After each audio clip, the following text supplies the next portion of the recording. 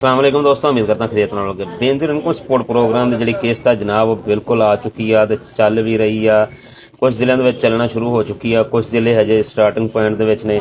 तो जोड़े मैं सरवर शहीद वाले ने, चौकसर शहीद मुजफ्फरगढ़ कोटद्दू वाले, इन्हों आगाह करता जावां बई सेंटर ते हजे जाने की जरूरत बिल्कुल भी नहीं है, क्योंकि अज रिटेलर जाणगे उत्थे कैंप साइट के उत्ते तो उन्होंने डिवाइसां दे नाल कुछ ना कुछ मसले मसाइल होंदे ने। ते पहले दिन क्योंकि काफ़ी सारे मसाइल होंदे ने, उन्होंने लोकेशनां वगैरह सैट करनियां जां होर जिहड़े भी सिक्योरिटी दे मामलात सारा कुछ देखदे आ। पहले दिन पेमेंट जरा थोड़ा जिहा लेट चलेगी, मेरे ख्याल 2-3 बजे जाके पेमेंट चलना स्टार्ट होएगी। बाकी परेशानी इस हवाले ना कोई नहीं कि पेमेंट नहीं आई, पेमेंट बिल्कुल आ चुकी है, लेकिन थोड़ा जिहा इंतजार कर लो। वक्फे वक्फे दे नाल जाओ, रश ना करो, बिल्कुल तसल्ली ना जाओगे तो पेमेंट पूरी जी लैके आओगे। अगर रश च जाओगे धक्के भी खाओगे तो पेमेंट जो चलन लगे थोड़ा जिहा मसले मसाइल भी होणगे। तो इस वास्ते तसल्ली दे नाल, हौसले दे नाल मेरी गल सुन लो, समझ लो। अज ही जाओ, कल जाओ, हफ्ता इतवार में भी छुट्टी होवे, लेकिन जी भी अपडेट आएगी उस वाले तुहानूं आगाह करांगे।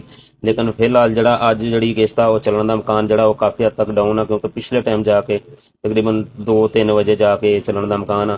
इस वास्ते कोशिश करो भी अज ना जाओ तो कल चले जाओ, कल सारा दिन चलेगी जिम्मे वाले दिन।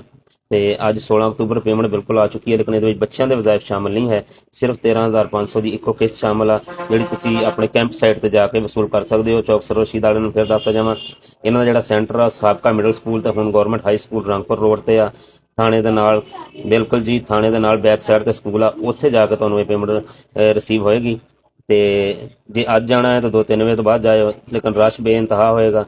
4-5 दिन रुक जाओ, इंतजार कर लो, बेहतर रहोगे। ये हुण तक जी अपडेट आ तुहाडे नाल मैं शेयर कर दी है। इस तो अगे जी अपडेट आएगी तुहानूं शेयर कर देंगा। वीडियो अच्छी लगे तो वीडियो लाइक करो, ज़्यादा से ज़्यादा लोगों ने शेयर करो, ताकि उन्होंने पता लग जाए भी अजे रश आ, सिस्टम नहीं चल रहा। तो आई डी फॉलो कर लो, जी नवी अपडेट आएगी तुहाडे तक सब तो पहले पहुँच जाएगी। अल्लाह हाफिज़।